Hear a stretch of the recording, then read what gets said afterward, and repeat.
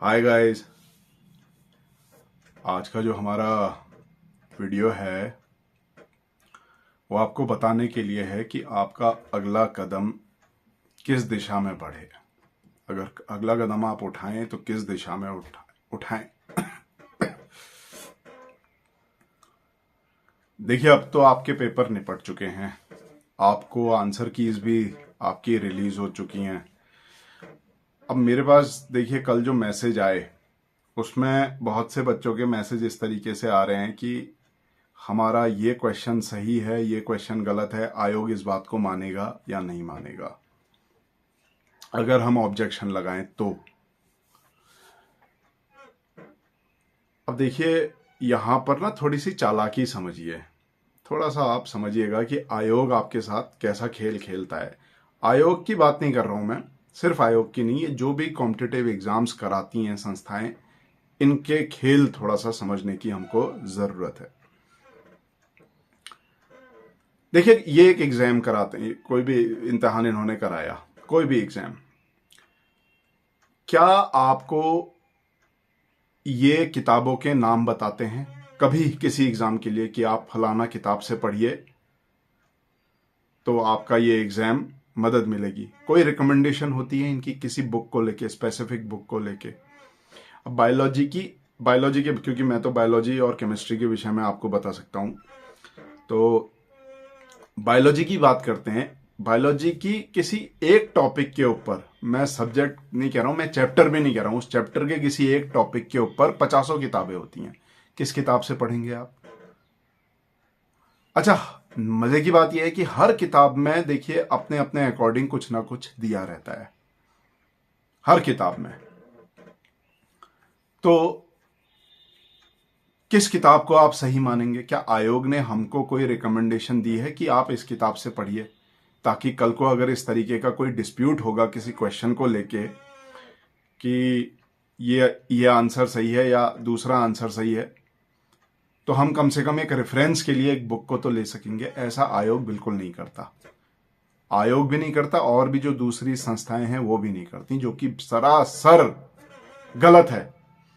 कम से कम इन लोगों को किताब रिकमेंड करनी चाहिए कि आप इस किताब से पढ़ें। हर यूनिवर्सिटी में हर प्रोफेसर अलग अलग किताबों से पढ़ाते हैं, कोई किसी बुक से पढ़ा हुआ होता है। जेनेटिक्स की ही कम से कम 6 या 7 बुक हैं, किस बुक से पढ़ेंगे आप? बेसिक कॉन्सेप्ट सब में सेम रहता है, लेकिन कहीं कहीं पर थोड़ा सा कॉन्ट्राडिक्शन भी होता है, और आयोग सवाल उन कॉन्ट्राडिक्शन को लेके ही पूछता है। नेट होता है, नेट का पेपर होता है, नेट लाइफ साइंसेस, वहां सब बहुत कॉन्ट्राडिक्शन होते हैं कि हमने तो ये पढ़ा है, हमारे सर ने तो ये पढ़ाया है, और क्वेश्चन में आंसर आपने, आयोग ने अलग दे रखा है। तो उसी प्रकार जितने भी ये संस्थाएं हैं, ये क्वेश्चन जब पूछती हैं तो इन लोगों को इस बात का विशेष ध्यान रखना चाहिए। अगर ये लोग मेरा वीडियो देख रहे हैं, आयोग वाले, तो मेरा इनसे निवेदन है कि कम से कम आप लोग इतनी समझ रखिए, इतनी बेसिक समझ रखिए कि आप कुछ बुक्स के नाम जरूर रिकमेंड करें, ताकि छात्रों को थोड़ा फायदा मिले, वो उस किताब से पढ़ सकें। ठीक है? देखिए, हमारे देश में ना गरीबी बहुत है। ठीक, जिन लोगों को इस बात से दिक्कत है वो यहीं पर वीडियो स्टॉप करें और दूसरे वीडियो आप देखने लग जाएं, लेकिन हम जो बात कहने जा रहे हैं उसको थोड़ा सा समझिए। हमारे देश में ना गरीबी हद से ज्यादा है, दिखती नहीं है लेकिन है बहुत। कोई अपने आप को गरीब यहां दिखाना नहीं चाहता है। ठीक है? एक मेरे पास मैसेज आया था कि जिनकी तनख्वाह आज की डेट में थोड़ी सी कम है, जैसे ईडब्ल्यूएस वाला क्या कोटा है, 8 लाख, तो 8 लाख, 8 लाख, 10 लाख, इससे नीचे जिनकी तनख्वाह है उनको बिलो द पॉवर्टी लाइन समझिए आप। अब वो मिडिल क्लास भी नहीं है। मिडिल क्लास के पास, जिसको आप मिडिल क्लास कहते हैं, उसके पास कम से कम सालाना इनकम 5 करोड़ की होती है। एक मैसेज का रेफरेंस दे रहा हूं मैं आपको, किसी ने भेजा था, और मैं बड़ा उस मैसेज से बड़ा ताज्जुब हो गया पढ़ के उस मैसेज को। कई उसमें लिस्ट थी कि मिडिल क्लास अब किसको बोलेंगे। तो भारत देश में अब गरीबी बहुत है। बायोलॉजी की हो, इंग्लिश की हो, या मैथ्स की हो, फिजिक्स की हो, केमिस्ट्री की हो, इनकी जो किताबें आती हैं वो एक एक अच्छी किताब, जिसको आप स्टैंडर्ड, जिसको आप पढ़ने को बोलेंगे, वो विदेशी राइटर की किताब होती हैं। विदेशी राइटरों की किताब कम से कम 3,000, 4,000, 5,000 इस रेंज की, 8,000 इस रेंज की आती हैं। अब एक गरीब बच्चा कहाँ से पढ़ेगा? क्या उम्मीद करता है आयोग कि जिसने ग्रेजुएशन भी बड़ी मुश्किल से कर रखी है, आयोग उससे उम्मीद करता है कि वो इन सब किताबों को पढ़े? तो मुझे नहीं लगता कि ये तरीका सही है, बिल्कुल भी सही है। और जिस कॉलेज में वो पढ़ा है वहां के प्रोफेसर उस क्वालिटी के हैं नहीं, ठीक है? आप लोगों ने क्वालिटी के साथ बहुत कॉम्प्रोमाइज किया हुआ है टीचिंग में। क्वालिटी के साथ कॉम्प्रोमाइज करेंगे तो आपको कभी भी अच्छा रिजल्ट नहीं मिलेगा। तो वो सब बच्चों को ये पढ़ाते नहीं है जो आप पूछते हैं एग्जाम में, और आप पूछते हैं उन्हीं किताबों में से। ठीक है, आप पूछिए, आपका हक है, आप खूब पूछिए, गहरे से गहरा सवाल पूछिए, आपका स्वागत है, अच्छा पूछिए, लेकिन कम से कम बच्चों को पहले बता तो दीजिए कि हम, आपका सिलेबस ये है, आप ये सिलेबस पढ़िए और इन बुक्स को पढ़िए, ये हम रेफरेंस के तौर पे आपको बता रहे हैं।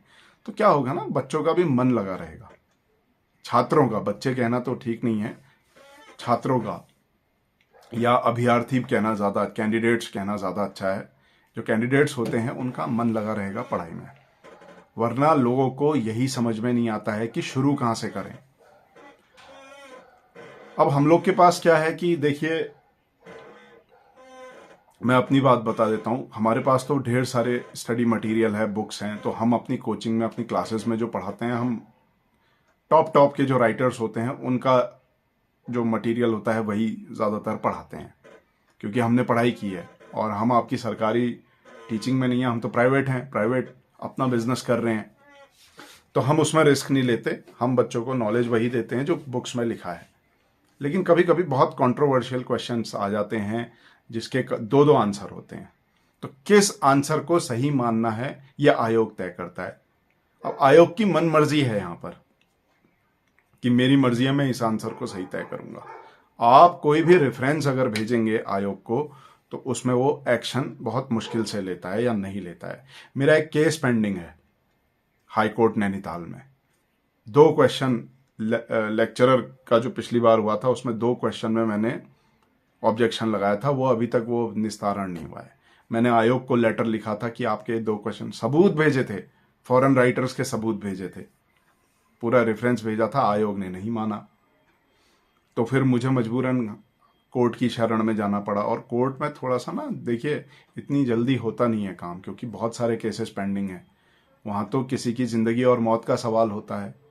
क्रिमिनल्स के जो केसेस चलते हैं, किसी को फांसी की सज़ा होने वाली होती है, किसी को उम्र कैद, तो वो ज़्यादा ज़रूरी है किसी जज के लिए डिसाइड करना, बजाय इसके कि वो लेके बैठे कि मेरा क्वेश्चन कौन सा सही है। ठीक है, तो इसीलिए कोर्ट में थोड़ा सा लंबा समय लगता है।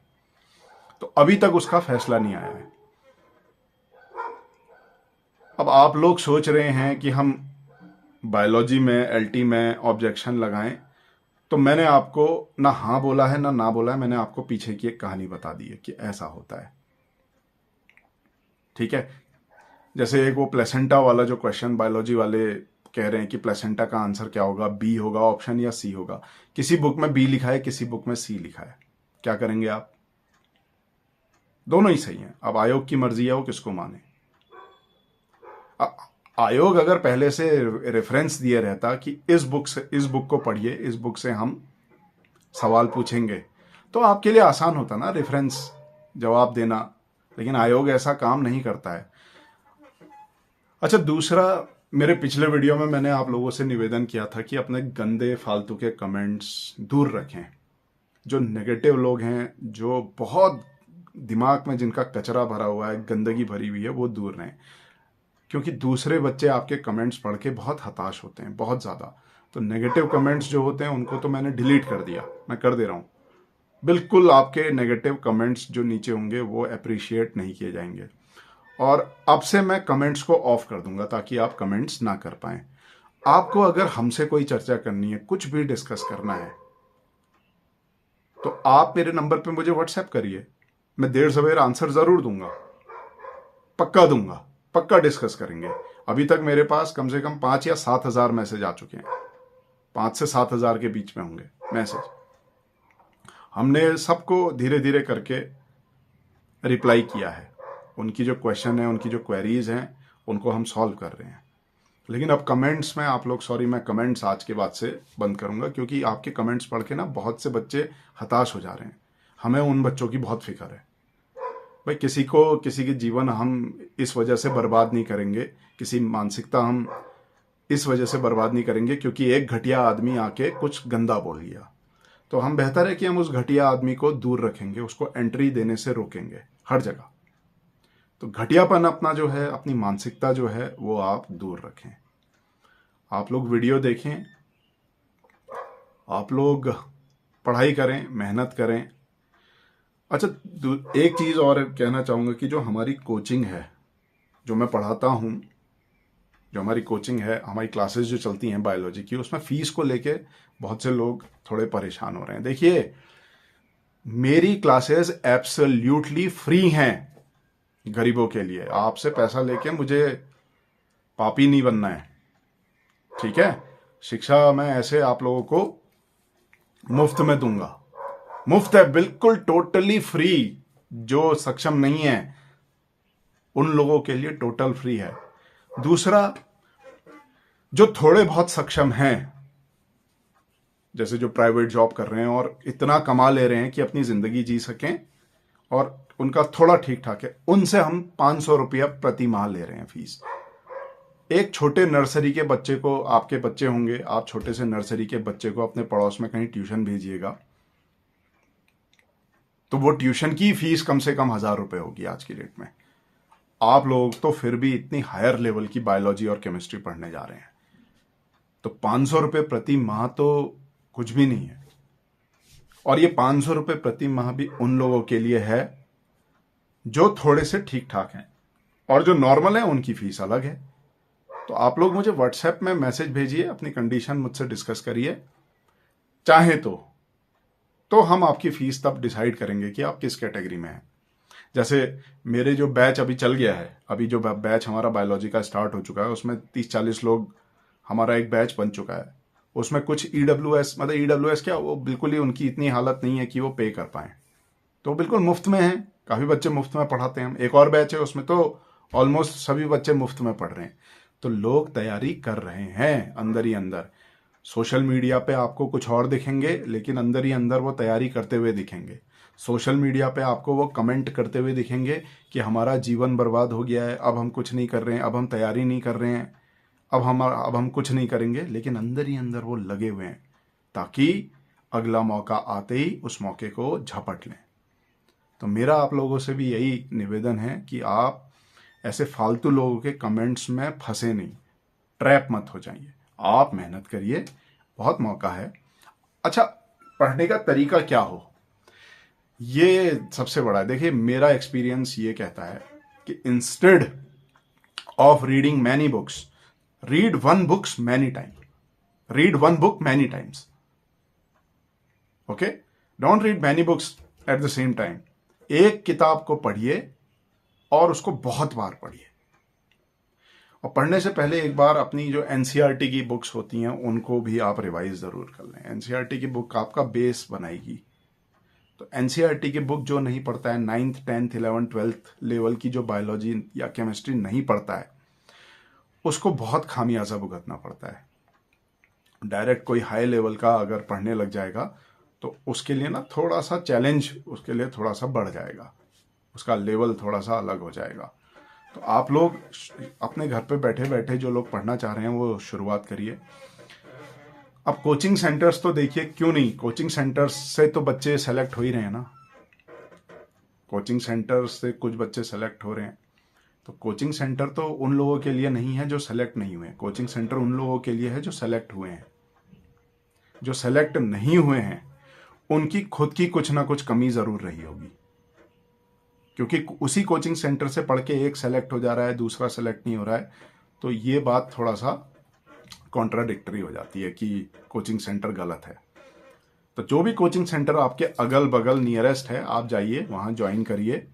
सब कोचिंग सेंटर्स बहुत अच्छा पढ़ाते हैं, ठीक है। उनकी एक निर्धारित उनकी अपनी एक फीस होती है, उनके अपने पैरामीटर्स होते हैं। आप जाइए, उनसे बात करिए, अपनी कंडीशन बताइए। कोई इतना बुरा इंसान नहीं होता है, ठीक है। अपने अगल बगल जो आपके सीनियर्स हैं जो तैयारी कर रहे हैं, आप उनसे डिस्कस करिए, उनसे मिलिए, वो आपको पढ़ा देंगे 1 घंटा, उनका भी रिवीजन हो जाएगा। और इसके बावजूद अगर आपको सुविधा नहीं होती है तो हमने आपके लिए ऑनलाइन क्लासेस की इतनी बढ़िया सुविधा मुहैया आपको करा दी है, जिसका फायदा आप उठाइए, ठीक है। तो फ्री क्लासेस है, बिल्कुल गरीबों के लिए फ्री क्लासेस, निशुल्क। और मुझे तो बहुत मजा आता है ऐसो को पढ़ाने में, बहुत ज्यादा। मतलब मुझे ऐसा लगता है कि मैं बना ही इन लोगों के लिए हूं। लेकिन जो सक्षम है उनसे हम थोड़ा सा फीस जरूर लेते हैं। इसलिए लेते हैं क्योंकि यहाँ देखिए इंटरनेट के एक्सपेंसेस होते हैं, जो हमारा ऑफिस हमने ले रखा है उसके एक्सपेंसेस होते हैं, जिस ऐप पे आपको हम पढ़ाते हैं उस ऐप का हमको सब्सक्रिप्शन लेना पड़ता है, साल का सब्सक्रिप्शन, महीने का सब्सक्रिप्शन, उसके खर्चे होते हैं। तो इन सब खर्चों को मीट आउट करने के लिए हम उन बच्चों से फीस लेते हैं जो दे सकते हैं, जिनके पेरेंट्स स्टेबल जॉब में हैं, जिनके हस्बैंड स्टेबल जॉब में हैं, जो खुद अच्छी जॉब में हैं और तैयारी करना चाह रहे हैं, जो जो बिजनेस फैमिली से बिलोंग करते हैं। तो हम उन लोगों के से फीस जरूर लेते हैं, ठीक। अच्छा, एक कमेंट और हमने पढ़ा, अब क्या हिंदी, क्या इंग्लिश, क्या एसएसटी, क्या साइंस, क्या मैथ्स, ये कमेंट सभी के लिए कॉमन है। कुछ घटिया लोग, घटिया कहूंगा मैं, बड़ा कड़वा शब्द यूज कर रहा हूं इन लोगों के लिए। देखिए, कुछ लोग, घटिया लोग इस तरीके से आ रहे हैं, वो बोल रहे हैं कि जिनका सिलेक्शन नहीं हुआ है, जिनके कम नंबर आ रहे हैं, बस वही रो रहे हैं, वरना सेलेक्ट तो हो ही गए हैं लोग, नंबर तो आ ही रहे हैं। अरे यार, तुम एक बात समझो, ठीक है। कल ही एक मैसेज मैंने कमेंट्स में पढ़ा था कि सर, मैंने हिंदी या आर्ट सब्जेक्ट से मैंने पेपर दिया था, पिछली बार एलटी में मेरे कुछ अच्छे परसेंट आए थे 80s में, और इस बार मैंने जो पेपर दिया, मेरे पेपर इस बार जो नंबर हैं वो 40s में आ रहे हैं। तो यार 70-80 नंबर लाने वाला बच्चा पिछले साल से ज्यादा ही पढ़ के इस बार गया होगा, तो इस बार उसके 40 मार्क्स कैसे आ रहे हैं? और जिनके मार्क्स आ रहे हैं उनके कोई तुर्रम खान मार्क्स नहीं आ रहे हैं, बिल्कुल। मतलब आपके अगर 30-35 नंबर आप लोगों के आ रहे हैं, ठीक है, तो जो बहुत अच्छा पढ़ के गया है उसके 40 से 50 के बीच में मार्क्स आ रहे हैं, बहुत बहुत हो गया 55। साइंस की बात बता रहा हूं, उसके ऐसा नहीं हो रहा है कि उसके 80-90 मार्क्स आ जाएंगे। तो ये 10-15 नंबर का जो खेल है ना, ये साइंस की वजह से है या फिर पेडागॉजी और जीके की वजह से है, ये समझना एक दूसरा विषय हो जाएगा। तो निराश करने के लिए जो भी आप लोगों को कमेंट पढ़ रहे हैं, आप लोग निराशाजनक वाले कमेंट जो हैं, बैड कमेंट्स, जिनका बहुत निगेटिव इम्पैक्ट होता है लाइफ में, उन कमेंट्स से आप ज़रा बचिए, उन लोगों से बचिए। मेरे पास व्हाट्सएप में मैसेज आ रहे हैं तफरीबाजी के लिए, फालतू की बातें करने के लिए लोग रेडी हैं, जो फालतू की बातों को, जिनको हम एंटरटेन नहीं कर रहे हैं, जिनको हमने कोचिंग में एंट्री नहीं दी, जिनको हमने पढ़ाया नहीं, वो लोग फिर यहाँ यूट्यूब में आके नीचे कमेंट कर रहे हैं। करिए आप लोग को समय बर्बाद करने में मजा आता है तो आप यही सब करिए, लेकिन अब हम कमेंट ही ऑफ कर देंगे। कमेंट्स, नो कमेंट्स, कोई कमेंट्स आप नहीं करेंगे। जिसको करनी होगी बात, हमसे हमारे ग्रुप में आके जुड़िए। व्हाट्सएप ग्रुप में बहुत अच्छी चैट होती है, बहुत अच्छा डिस्कशन होता है, ठीक है। तो वहां आके जुड़िए, मैं लिंक आपको नीचे भेज दूंगा, नीचे डिस्क्रिप्शन में वीडियो के लिंक भेज दूंगा। फोन नंबर हमारा वही है 6396007220। इस पे आप व्हाट्सएप में हमसे डिस्कशन करिए। और बैच हमारा ऑलमोस्ट बन चुका है, तो आप लोग अगर समय रहते जुड़ेंगे तो क्लासेस एंजॉय करेंगे। 3 क्लास हमारी हो चुकी हैं, उसमें आज चौथी है। क्लासेस की टाइमिंग हमारी रहेगी 4 से 5 बजे, 4 PM to 5 PM। 5 PM से मतलब 45 मिनट से 1.5 घंटे की क्लास हमारी करीब करीब होती है ऑन एन एवरेज। तो अभी शुरू में मैं तो छोटी क्लास ले रहा हूँ, लेकिन आगे चल के थोड़ी लंबी क्लास भी लेंगे, एक दिन की 2-2 क्लास भी लेंगे, क्योंकि पहाड़ जैसा, एवरेस्ट जैसा सिलेबस है। अच्छा, मजे की बात क्या है कि ये बच्चे जो एलटी का पेपर दे के आए हैं या एग्ज़ाम दे के आए हैं, ये जब हमारी क्लास में जुड़े हैं तो इनको बायोलॉजी बिल्कुल नई लग रही है। जो हम पढ़ा रहे हैं 100% में से खाली 20-30% इनको समझ में आया है कि हाँ ये हम पढ़े हैं, बाकी का 70% ऐसा है जो बिल्कुल इन लोगों के लिए नया हो रहा है। तो तैयारी थोड़ी सी हमारी ही कम थी एलटी के पेपर में, ये भी थोड़ा आप कंसिडर करिए जिनके मार्क्स कम आए हैं। तो अब हम उनको बायोलॉजी बहुत डेप्थ लेवल पे पढ़ा रहे हैं, अच्छे लेवल पे पढ़ा रहे हैं, और उस बायोलॉजी को, उस केमिस्ट्री को आप लोग एंजॉय करिए, ठीक है। तो मेरे पीछे आप लोग ये बुक्स देख रहे हैं ना, ये जो बुक्स हैं केमिस्ट्री की हैं, इस तरफ ये वीडियो में नहीं आ रहा है, इस तरफ फॉरेन राइटर्स की बुक है, इस तरफ 11th-12th की बुक है, ये बीच में एक रेड कलर की जो बुक है ये फिजिक्स की है। मैं पहले फिजिक्स भी पढ़ाता था, ये रेस्निक हेलिडे नाम की एक बुक है।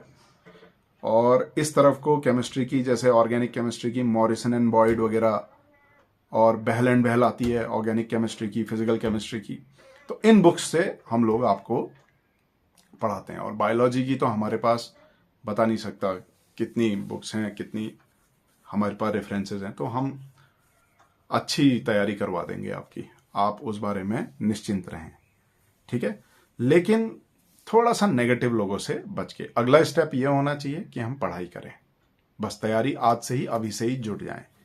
3-4 महीने, जैसे 6 महीने मैक्सिमम बीतेंगे, आपको एक बदलाव नजर आएगा अपने में ही।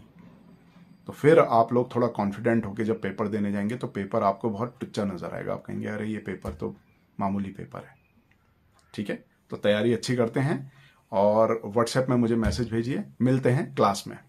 Okay, bye.